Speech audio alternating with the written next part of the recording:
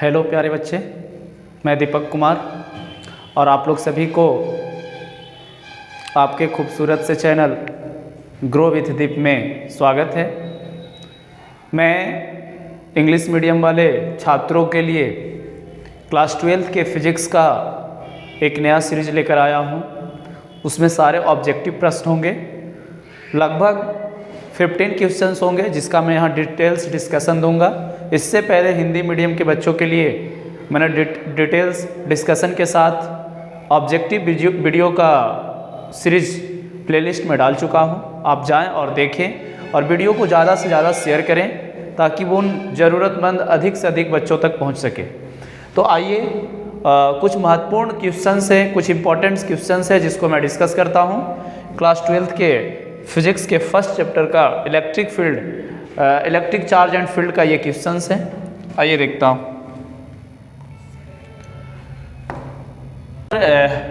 पहला प्रश्न देखता हूँ यहाँ, the amount of force exerted on a unit positive charge. कोई यूनिट पॉजिटिव चार्ज है, उस पर एक फोर्स लग रहा है, in an electric field is known as. प्रश्न का कहना है कि यूनिट पॉजिटिव चार्ज पर लगने वाले बल को, यूनिट पॉजिटिव चार्ज पर जो फोर्स लग रहा है उस फोर्स को क्या कहते हैं। तो एक फॉर्मूला आप लोग सबने यहाँ देखा होगा इस चैप्टर में कि E इक्वल टू होता है F/Q, ठीक है। और प्रश्न में कह रहा है कि यूनिट पॉजिटिव चार्ज कैसा चार्ज है, यूनिट पॉजिटिव चार्ज है। यूनिट पॉजिटिव चार्ज का मतलब कि Q का जो मैग्नीट्यूड है वो 1 कूलाम है। Q का मैग्नीट्यूड 1 कूलाम के बराबर है। तो E इक्वल टू F/Q का मान अगर 1 कूलाम रखता हूं तो E इक्वल टू क्या हो गया, F। E equal to F। यही प्रश्न का कहना था कि उस फोर्स को क्या कहोगे, the amount of force exerted on a unit positive charge and electric field is known as. यानी यूनिट पॉजिटिव चार्ज पर लगने वाले फोर्स को जो इलेक्ट्रिक फील्ड में है उसको हम लोग क्या कह सकते हैं, फोर्स किसके बराबर है, इलेक्ट्रिक फील्ड इंटेंसिटी के बराबर है। यानी ऑप्शन नंबर ए सही उत्तर होगा, electric field intensity. Electric field intensity option number A, electric field intensity इसका सही उत्तर होगा। आइए नेक्स्ट प्रश्न देखते हैं। नेक्स्ट प्रश्न है कि a uniformly charged sphere of radius R. ये uniformly charge sphere of radius R है charge Q, a point charge minus Q placed at the distance of 2r from the center of the sphere. The point charge will be execute the simple harmonic motion. The statement is, आपको बताना है यह statement true होगा, false होगा या true होगा, आपको ये बताना है। ये जो दिया हुआ स्टेटमेंट है सही है या गलत है, ट्रू या फॉल्स है, आपको बताना। आइए प्रश्न समझते हैं। प्रश्न का कहना है कि एक स्फीयर है, ये यूनिफॉर्मली चार्ज स्फीयर, एक स्फीयर है जिस पर चार्ज है जी, यूनिफॉर्मली चार्ज डिस्ट्रीब्यूटेड है और इसका रेडियस प्रश्न में दे दिया है, इसका रेडियस r है, इसका रेडियस r है एंड इस पर Q चार्ज डिस्ट्रीब्यूटेड है। पॉइंट चार्ज एक -Q है, एक दूसरा चार्ज है -Q, is placed at the distance of 2r। इससे 2r डिस्टेंस पर एक चार्ज प्लेस्ड है जिस पर -Q चार्ज है, ठीक है। From the centre of sphere, centre of sphere से 2r डिस्टेंस पर एक दूसरा चार्ज है। The point charge will be execute the simple harmonic motion. कह रहा है कि ये पॉइंट चार्ज इसके साथ सिंपल हार्मोनिक मोशन SHM करेगा या नहीं करेगा, तो नहीं करेगा जी। यहाँ पर यह स्टेटमेंट फॉल्स है, आप याद रखेंगे ऑप्शन नंबर ए सही होगा, फॉल्स स्टेटमेंट। आइए देखते हैं नेक्स्ट। यहाँ प्रश्न है, प्रश्न में कह रहा है कि 2 point charges Q1 and Q2 are situated at a distance D. 2 point charge है, एक चार्ज है Q1 और दूसरा चार्ज है Q2।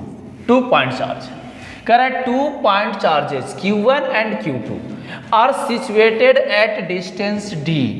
दोनों जो है वो D डिस्टेंस पर सिचुएटेड है, ठीक है, D डिस्टेंस पर सिचुएटेड है। There is no such point in between them where the electric field is zero. What can we deduce? Option number है there is no such point. The charge are the same polarity. The charges are of the opposite polarity. The charges must be unequal. आपके पास 4 option screen पर देख रहे हैं, आप इनको ध्यान से देखें।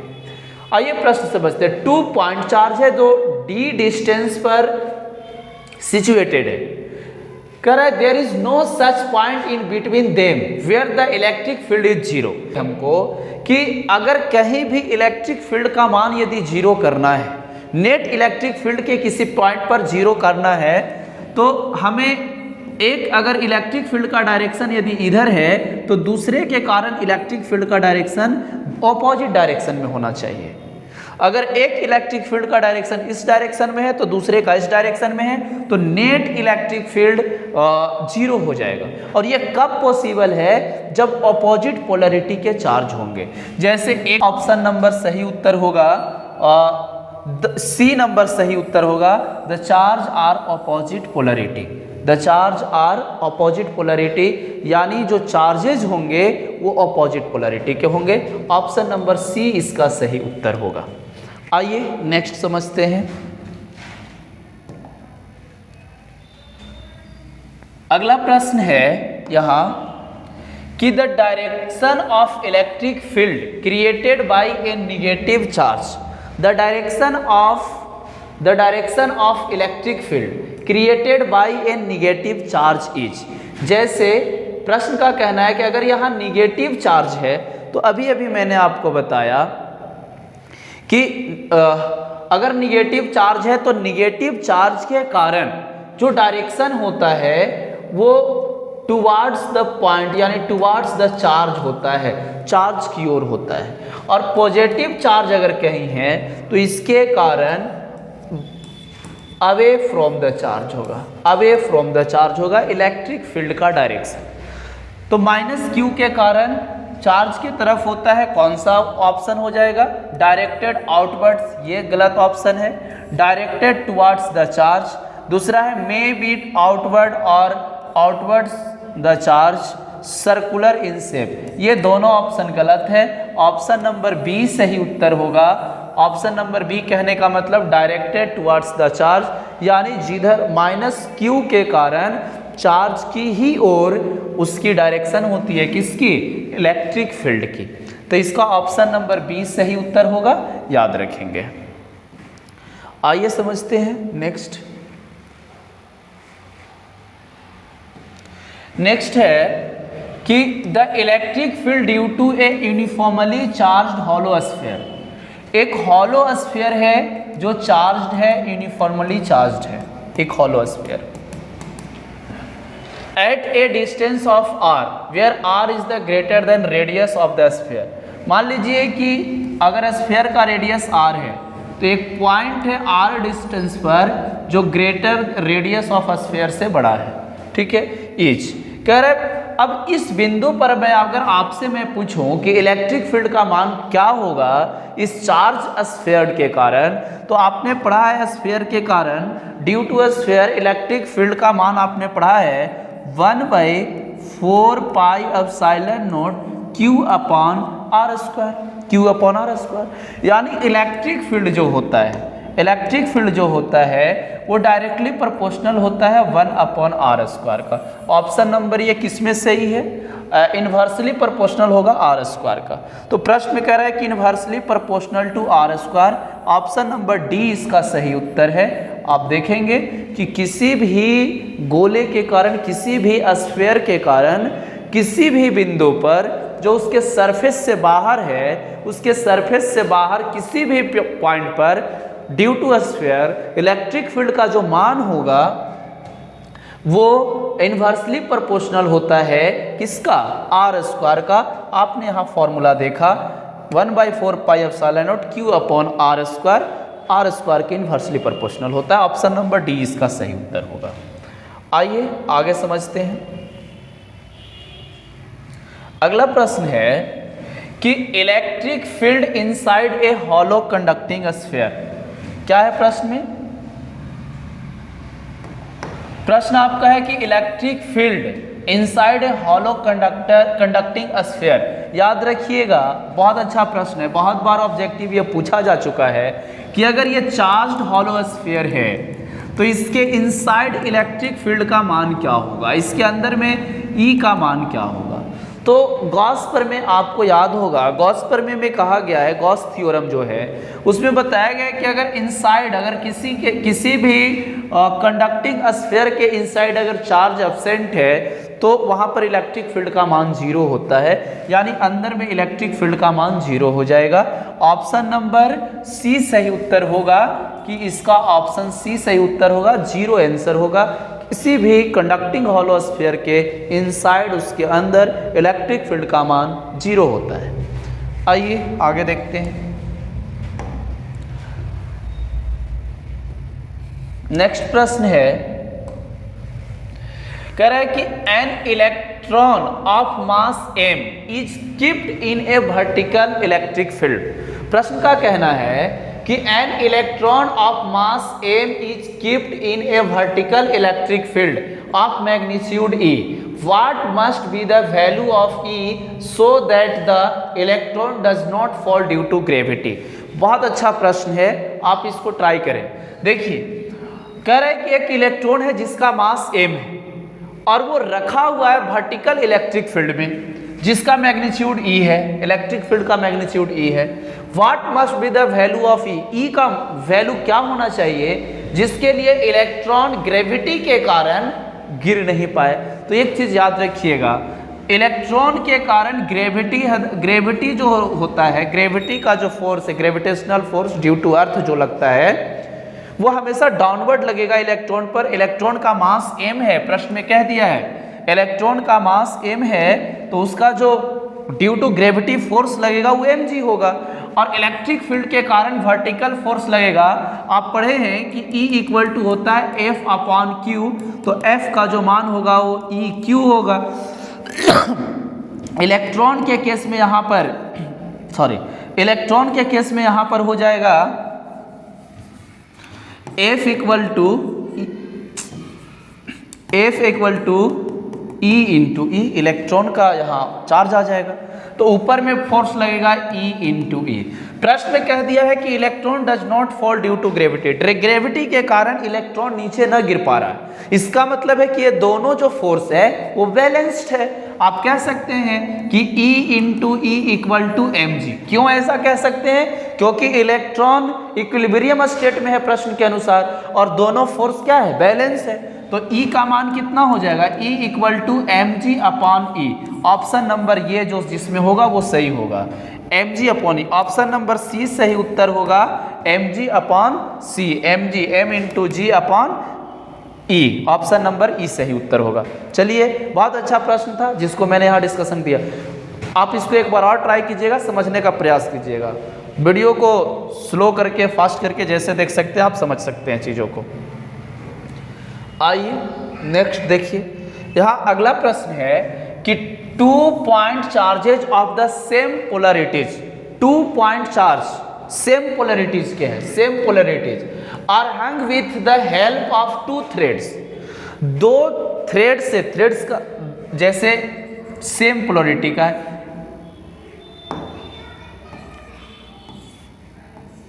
एक चार्ज यहाँ लटकाया हुआ है, मान लीजिए प्लस है, और दूसरा चार्ज यहाँ है, मान लीजिए प्लस क्यू है, दोनों सेम पोलरिटी के चार्ज हैं। 2 point charge the same polarities are hung with the help of 2 thread. 2 thread से दोनों को लटकाया गया है जी, दोनों को लटकाया गया है 2 थ्रेड से, एक को प्लस क्यू, दूसरा भी प्लस क्यू है। कह रहा है केप्ट क्लोज, दोनों को बहुत क्लोज रखा गया है। The angle between the threads will be if the system is taken to space. System को स्पेस में लिया गया है। आइए समझते हैं यहाँ प्रश्न में पूछा है कि इस दोनों थ्रेड के बीच एंगल कितना बनेगा।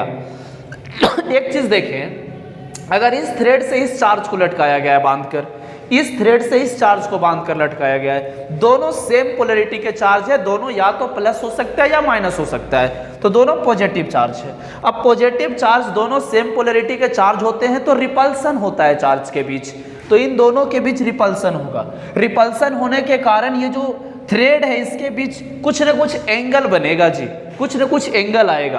परंतु यहां कह रहा है प्रश्न में ना कि the system is taken to a space, system को स्पेस में लिया गया है, और जब सिस्टम को स्पेस में लिया गया है वहां पर नो ग्रेविटी फोर्स एक्टिंग, वहां पर कोई ग्रेविटेशनल फोर्स नहीं लगेगा इस पर, और ग्रेविटेशनल फोर्स न लगने के कारण इनके बीच रिपल्सन इतना ज्यादा होगा कि दोनों चार्ज, एक प्लस क्यू इधर आ जाएंगे, दूसरा प्लस क्यू इधर आ जाएंगे, दोनों के बीच का जो एंगल हो जाएगा 180 डिग्री हो जाएगा। ऑप्शन नंबर ए सही उत्तर होगा, 180 डिग्री इसका आंसर होगा स्पेस के लिए। अगर स्पेस में नहीं बोलता तो हमें निकालना पड़ता थीटा का मान क्या होता, पर स्पेस के लिए 180 डिग्री इसका राइट आंसर होगा। आगे देखिए, नेक्स्ट प्रश्न है कि electric field intensity at the centre of a square. चलिए आइए समझते हैं। प्रश्न का कहना है कि एक स्क्वायर है, ये स्क्वायर है, मान लीजिए, मान लेते हैं ये स्क्वायर है, ये मैंने डायगोनल खींच रखा है, ठीक है। एक चार्ज आपको निकालना है, ये सेंटर है। कह रहा है प्रश्न में कि electric field intensity at the centre of square is, इस स्क्वायर का सेंटर ये है और इस पर आपको इलेक्ट्रिक फील्ड निकालना है। If +2 ESU charges are placed at the corner of the square, यानी एक चार्ज यहाँ रखा हुआ है, एक चार्ज यहाँ है, एक चार्ज यहाँ है, एक चार्ज यहाँ है, और जो टोटल चार्ज हैं इनका जो मैग्नीट्यूड प्रश्न में दिया हुआ है वो 20 ESU, ये CGS सिस्टम है, 20 ESU, और इसका भी मान है 20 ESU, इसका भी मान है 20 ESU। यानी जो यहाँ पर इसके कॉर्नर पर रखे गए, इसके कॉर्नर पर, स्क्वायर के कॉर्नर पर जो भी चार्ज रखे गए हैं वो सभी 20 ESU के हैं, यानी सेम मैग्नीट्यूड में चार्ज हैं। अब आपसे प्रश्न में कह रहा है कि इसके जो साइड है वो 10 सेंटीमीटर के हैं, स्क्वायर का जो साइड है वो 10 सेंटीमीटर का है, तब यहाँ पर नेट इलेक्ट्रिक फील्ड का मान कितना होगा। तो आप एक बात समझेंगे कि इस चार्ज के कारण अगर इस पर इलेक्ट्रिक फील्ड का मान निकालते हैं, इस चार्ज के कारण यहाँ पर जो चार्ज है, यहाँ इस चार्ज के कारण अगर इस बिंदु पर इलेक्ट्रिक फील्ड का मान निकालते हैं तो इलेक्ट्रिक फील्ड का डायरेक्शन इधर होगा, इसको मैं E1 लिख लेता हूँ, और इस चार्ज के कारण इसको मैं E2 लिख लेता हूँ, और यहाँ पर जो चार्ज रखा हुआ है इसके कारण मैं E3 लिख लेता हूँ, और एक चार्ज और है इसके कारण मैं क्या लिख लूँ, E4। इस चार्ज के कारण E1, इस चार्ज के कारण E2, इस चार्ज के कारण E3 और इस चार्ज के कारण E4। यहाँ पर कॉर्नर पर टोटल 4 चार्जेस रखे हुए थे और सभी के कारण मिड पॉइंट, मतलब कि जो सेंटर ऑफ द स्क्वायर है उस पर आपको E1, E2, E3 electric field का डायरेक्शन हो गया। अब इलेक्ट्रिक फील्ड एक वेक्टर क्वांटिटी है, तो इसको अगर ऐड करेंगे तो इन दोनों को ऐड करेंगे तो नेट रिजल्टेंट इधर आएगा, E' मान लेता हूँ, और नेट रिजल्टेंट इसका इधर आएगा, E" मान लेता हूँ, और दोनों विपरीत दिशा में होंगे, दोनों अपोजिट डायरेक्शन में हैं, तो कैंसिल आउट कर जाएंगे, और कैंसिल आउट करने से नेट इलेक्ट्रिक फील्ड का मान कितना आ जाएगा, 0 आ जाएगा। यानी ऑप्शन नंबर आपका ए सही उत्तर होगा, 0 आएगा। जो सिमेट्रिक फिगर होते हैं ना, उसके सेंटर पर हमेशा इलेक्ट्रिक फील्ड का मान 0 होता है, क्योंकि कैंसिल आउट हो जाते हैं। आइए नेक्स्ट समझते हैं। आगे का जो प्रश्न है उसमें कह रहा है कि वोल्ट प्रति metre is the unit of, volt प्रति मीटर किसका यूनिट है, कमेंट में जल्दी बताएं। वोल्ट प्रति यूनिट किसका यूनिट है, तो इलेक्ट्रिक फील्ड इंटेंसिटी का आपका उत्तर नंबर ए हो जाएगा। लेकिन आप कमेंट में ये बात जरूर बताएंगे कि वोल्ट प्रति मीटर जो यूनिट है वो कैसे आता है। इलेक्ट्रिक फील्ड इंटेंसिटी को हम लोग ई से लिखते हैं, ई का एक सूत्र होता है एफ अपॉन क्यू, और इसके बेसिस पर अगर इसका हम लोग एसआई यूनिट लिखे तो लिखेंगे न्यूटन पर कूलाम, लेकिन यहाँ पर दिया है वोल्ट पर मीटर, और वोल्ट पर मीटर किस फॉर्मूले के तहत या किस कॉन्सेप्ट के तहत इलेक्ट्रिक फील्ड इंटेंसिटी का यूनिट बनता है, आप कमेंट बॉक्स में जाएं और कमेंट करके जरूर बताएंगे हमें, वेट इंतजार रहेगा। आइए नेक्स्ट समझते हैं। प्रश्न में कह रहा है कि find the electric field intensity at 10 centimetre away from the point charge of 100 ESU। Find the electric field intensity. Electric field intensity का सूत्र क्या होता है? इलेक्ट्रिक फील्ड इंटेंसिटी का फॉर्मूला होता है 1/4πε0 Q/r²। इलेक्ट्रिक फील्ड इंटेंसिटी का फॉर्मूला होता है, ये कांस्टेंट होता है। तो E = K इंटू Q का मान कितना है? तो 100 ESU, 100 ESU अपॉन Q, यहाँ पर R का मान कितना है? 10 सेंटीमीटर, उसका स्क्वायर करेंगे तो 100, ये कट जाएगा। E का मान आ जाएगा 1 डाइन पर ESU, 1 डाइन पर ESU। अब K कांस्टेंट है तो CGS मात्रक में K को कांस्टेंट मान लेते हैं। तो इसका ऑप्शन नंबर होगा फर्स्ट, ऑप्शन नंबर ए होगा 1 डाइन पर ESU। आपको निकालना था इलेक्ट्रिक फील्ड का मान। आइए फिर से देखते हैं। नेक्स्ट है, कह रहा है कि ये बॉल ऑफ 80 mg मास, एक बॉल का जो मास है वो 80 mg है, ठीक है, and 2 × 10⁻⁻8 charge is hung with the thread in uniform horizontal electric field. एक चार्ज है जी, एक चार्ज का मान दिया है 2 × 10⁻⁻8 कूलाम, ठीक है, और फिर कह रहा है कि इलेक्ट्रिक फील्ड का मान दिया है। इलेक्ट्रिक फील्ड का मान है 2 × 10⁴ वोल्ट पर मीटर। आपसे पूछ रहा है कि what is the angle made by the thread with the vertical. आइए इस प्रश्न को समझते हैं बहुत अच्छे से। मान लीजिए कि यहाँ से देखिए, मान लीजिए कि यहाँ पर एक बॉल है, इस बॉल का मास है 80 mg, इस पर कोई चार्ज है 2 × 10⁻⁻8 कूलाम का, और इसको रखा गया है एक इलेक्ट्रिक फील्ड में। अब होगा क्या कि इसको हॉरिजॉन्टल, प्रश्न में कह दिया है कि ये ball of 80 mg mass and 2 × 10⁻⁻8 charge is hung with A thread in uniform horizontal electric field. एक इलेक्ट्रिक फील्ड है, हॉरिजॉन्टल इलेक्ट्रिक फील्ड। अब यहाँ पर इलेक्ट्रिक फील्ड होने से इस चार्ज पर फोर्स लगेगा, और आपने पढ़ा है कि E = होता है F/Q, यानी F का मान हो जाएगा E × Q, यानी इस पर जो फोर्स लगेगा डायरेक्शन, किसके डायरेक्शन में? इलेक्ट्रिक फील्ड के डायरेक्शन में, उसका मान हो जाएगा E × Q। ये force due to electric field लग रहा है इस बॉल पर। फिर आगे प्रश्न में देखें, कह रहा है कि uniform horizontal electric field of, ये इलेक्ट्रिक फील्ड का मैग्नीट्यूड दिया हुआ है। What is the angle made by the thread with vertical. ये वर्टिकल है, और इस वर्टिकल के साथ कितना एंगल बनेगा यही पूछा गया है। अब एक बात बताएं कि अगर ये थ्रेड मान लेते हैं, ये थीटा एंगल यहाँ बनाए हुए है, इस पर एक फोर्स लग रहा है इलेक्ट्रिक फील्ड का, कितना फोर्स है? E × Q, और दूसरा फोर्स इसका लग रहा है mg, vertically downward due to gravity. अब यहाँ एक पैरेलल लाइन खींचता हूँ, ये थीटा है तो ये भी थीटा होगा, और इस धागे पर एक फोर्स लग रहा है टेंशन फोर्स।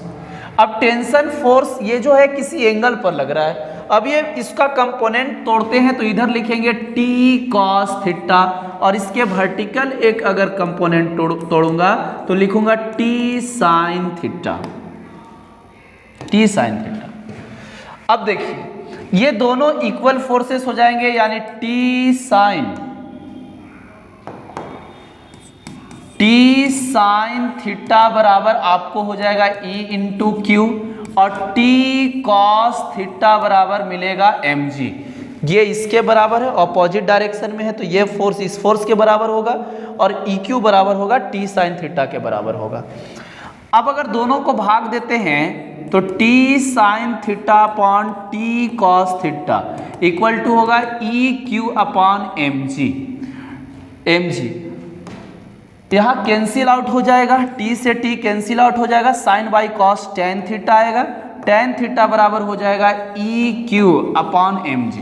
अब आप देखें ई का मान आप जानते हैं, प्रश्न में दिया हुआ है, क्यू का भी मान प्रश्न में दिया हुआ है, एम का भी वैल्यू प्रश्न में दिया हुआ है, और जी का मान आप जानते हैं, जी का मान होता है 9.8 मीटर पर सेकेंड स्क्वायर। अगर सभी मान को रखते हैं और कैलकुलेट करते हैं तो थीटा का मान आएगा 27 डिग्री, थीटा का मान आएगा 27 डिग्री। तो आप ऑप्शन नंबर ए सही उत्तर होगा इसका। आप इसको कैलकुलेट कर लेंगे सारे मान को रखकर। मैंने जो बेसिक मेन कॉन्सेप्ट था इसको मैंने यहाँ लाया, और यहाँ से थीटा का मान आ जाएगा 27 डिग्री। आइए नेक्स्ट प्रश्न समझते हैं। यहाँ पर जो है वो है what is the dimension of electric field intensity. Electric field intensity का डायमेंशन क्या होगा, तो उसका ऑप्शन नंबर बी सही उत्तर होगा। ऑप्शन नंबर बी सही उत्तर होगा एम एल टी माइनस 3, और ये है आई का पावर -1। इसके जगह पर आप ए टी भी लिख सकते हैं। सॉरी, जनरली जो सूत्र होता है वो होता है E equal to F upon Q. तो फोर्स का डायमेंशन लिख सकते हैं, और यहाँ पर आवेश यानी Q का डायमेंशन लिख सकते हैं। Q का डायमेंशन होगा A इंटू टी। तो इस I के जगह पर इसको ए टी के रूप में भी रिप्रेजेंट किया जा सकता है। आइए नेक्स्ट देखते हैं। आगे का जो प्रश्न है उसमें 2 point charge +Q +4Q and +Q are kept at a distance of 30 centimetre from each other, at which point between them the field intensity will be equal to 0। बहुत अच्छा प्रश्न है, अगर इसको आप डिस्कस करते हैं। देखिए यहाँ पर प्रश्न के अनुसार कह रहा है कि 2 पॉइंट चार्ज है, एक +4Q है और दूसरा चार्ज जो है वो +Q है। 2 पॉइंट चार्ज जिसका मैग्नीट्यूड 4Q दिया है और एक Q दिया है, ये रखे गए हैं 30 सेंटीमीटर के डिस्टेंस पर। टोटल डिस्टेंस है यहाँ पर 30 सेंटीमीटर, ठीक है। अब कह रहा है कि eight which point between them, इनके बीच में वो कौन सा बिंदु होगा जहाँ पर इलेक्ट्रिक फील्ड का मान 0 होगा। मैं मान लेता हूँ कि इसके बीच में एक पॉइंट है C, और इस C पॉइंट पर इलेक्ट्रिक फील्ड का मान 0 होगा। कब 0 होगा? अब हमें +4Q से C का डिस्टेंस मैं x मान लेता हूँ, तो C से +Q का डिस्टेंस हो जाएगा 30 - x। अब प्रश्न में कह रहा है +4Q के कारण इलेक्ट्रिक फील्ड को E1 मान लिया और +Q के कारण इलेक्ट्रिक फील्ड को E2 मान लिया। मैंने इससे प्रीवियस वीडियो में बताया है इलेक्ट्रिक फील्ड का डायरेक्शन लेने कैसे है। अब प्रश्न में कह दिया कि E1 - E2 का मान 0 है, यानी नेट इलेक्ट्रिक फील्ड इस बिंदु पर 0 है। यानी इसका मतलब हुआ कि E1 = E2 है। और जब E1 = E2 आपको मिल गया तो E1 का फॉर्मूला, E का फॉर्मूला मैंने आपको बताया 1/4πε0 Q/r² होगा। तो इसका फॉर्मूला हो जाएगा 1/4πε0 Q के जगह पर 4Q है, r² यहाँ x² हो जाएगा, और 1/4πε0 यहाँ Q है, और अपॉन यहाँ पर डिस्टेंस कितना है तो 30 - x का होल स्क्वायर। इससे ये कैंसिल आउट हो गया, बचा आपको 4Q/x² equal to Q/30 - x का होल स्क्वायर। जब इसको कैलकुलेट करेंगे तब आपको x का जो मान आएगा वो आएगा 20 सेंटीमीटर। x का मान कितना आने वाला है 20 सेंटीमीटर। तो आपका बी नंबर ऑप्शन सही होगा, 20 centimetre away from the +Q charge. +Q charge से 20 सेंटीमीटर दूर वो बिंदु होगा जिस पर इलेक्ट्रिक फील्ड का मान 0 आ जाएगा। नेक्स्ट प्रश्न देखें, क्या है इलेक्ट्रिक फील्ड इज ए, ये तो बहुत आसान सा प्रश्न है। इलेक्ट्रिक फील्ड मैंने इसी वीडियो में कई बार चर्चा किया। इलेक्ट्रिक फील्ड किस प्रकार का क्वांटिटी? ऑप्शन नंबर है स्केलर क्वांटिटी है, वेक्टर क्वांटिटी है, टेंसर क्वांटिटी है। फिर चौथा नंबर ऑप्शन है quantity that has properties of both a scalar and vector. आपका ऑप्शन नंबर 20 सही उत्तर होगा। इलेक्ट्रिक फील्ड किस प्रकार की क्वांटिटी है?